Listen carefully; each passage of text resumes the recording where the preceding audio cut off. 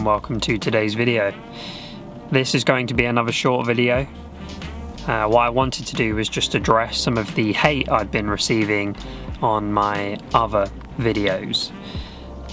Now, when I made that first car finance video, I really didn't have a script. All I knew is that I wanted to talk about how I pay for my car and how I had reached the position to be able to afford the car. That was it. And the reason for that was because I didn't feel as though there were many YouTube videos available from, I guess, quote unquote car YouTubers that talk about that. I know Seen Through Glass and others have done videos in the past, but it had been a while, so I thought, why not? The aim of that video and the subsequent videos was to be somewhat of a precaution to others who were thinking about financing a car, but also some guidance on, in my opinion, how to get the best deal. Now, that term best deal is very open to interpretation, and the best deal for me is not necessarily going to be the best deal for anybody else. And that has turned out to be very true. Now, what I did was I then tried to, I guess, explain areas where I hadn't been very clear and, I guess, overcompensate for the comments I was receiving from everybody, which in turn made the message a little diluted amongst all of the other noise. So a lot of people seem to be hung up on the ownership front. Do I own the car, or am I just renting the car for, potentially 4 years? Why would I do that? And I think it all comes down to personal circumstances.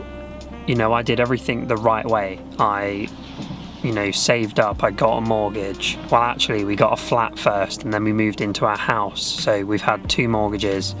We then had a baby and then I decided to get the car, and that was always the plan. The above before this was me trying to be sensible. I thought having a much cheaper car on finance would work, and it didn't. But that's a lesson that I learned from, and I then made the decision to get this car. Now, in an ideal world, would I have liked my monthly payments to be less than what they are? Of course I would. Anybody would want that to be the case. But it just so happens that, what goes on around my car is life, and I need money for life. So I didn't want to overcommit on this car. I knew that I could afford the monthly payment, therefore I didn't want to put too much up front. And that just worked for me. Do I want to be paying £769 per month for a car for the rest of my life? No. And I would like to be in a position sometime in the future where I'm able to buy a car in cash. But that car is, very likely going to be an older car and more of a passion project of mine, as opposed to a making do car or an old RS3 or, something of that nature. To me, this car meant a lot. It was a goal of mine. I know that, given there are many other car YouTubers who have much nicer cars than I do, this may seem like a very, pale or menial goal in comparison. But to me, it was a big deal. I worked really hard for this, and I worked really hard to be in a position to be able to afford the monthly payment. Now, I personally don't feel as though I am overstretching, but when you're paying out £769 a month for anything, it's always going to be a topic of conversation, and you are always going to compare. So, for example, could I be saving for this instead, or could I be spending the money here as opposed to for this, or what else could I do with the money? And I think that's just thoughts that you have in general, and that doesn't go away. There are plenty of people who are paying more for their cars on finance who are probably on not much more than I am. So to me, it's not about comparing. You know, I don't care about those people that are financing R8s on 50 grand a year, and I don't care about those people who are financing their first Fiesta ST on 20 grand a year, because if it works for them, great. This works for me. I guess the point of this video is I just want to make sure that people don't get lost in the figures, because there's so much that sits around this. You know, my plan is to get rid of this car in 2 years. That's the plan. Once 2 years is up, once the value has started to balance out a little, the residual value will come up and the negative equity will come down, and they'll balance out. And the reality is I'll probably still have some negative equity, but that negative equity I can fill in the gap for my next car, or I can try to have that taken off in a deal for the next car. So there seems to be a lot of people who have worked in car finance who are suggesting that actually, you know, that's just a crap deal. And you know, I mentioned the £15,000 negative equity as an example of how negative equity can affect your future planning.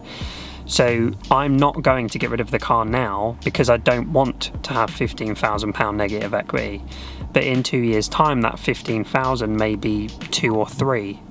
Who knows, it could be more. But if I'm getting 10, 15 off of a Q7, only 2 or 3 of that is negative equity. And that's what I meant. So the other reason for this video is it's the last video that I'm making about money.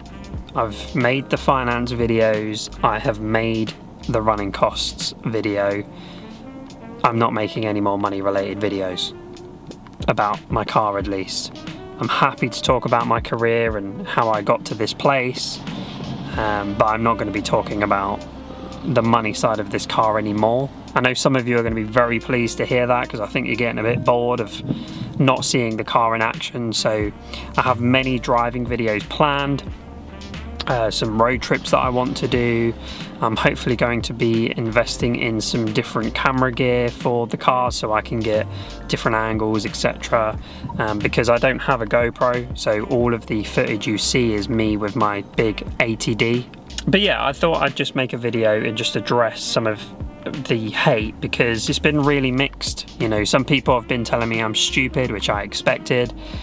Some people have been telling me that this is basically just an A3. You know, I expected that too. And I tried to reply to all comments. So when they pop up on my phone, I reply, whether it's a positive comment or a negative comment. And I don't always reply with negativity. I'm going to reply with either a correction or at least my interpretation of your point. However, if you're just going to say something stupid, then I'm just going to reply and tell you that you're being stupid.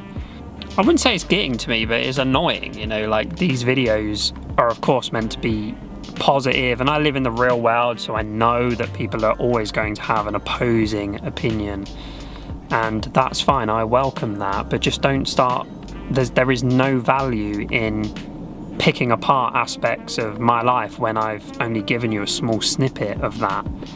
You know, I told you what I earn from my 9-to-5 job, and I told you how much I pay for my car, and that's it.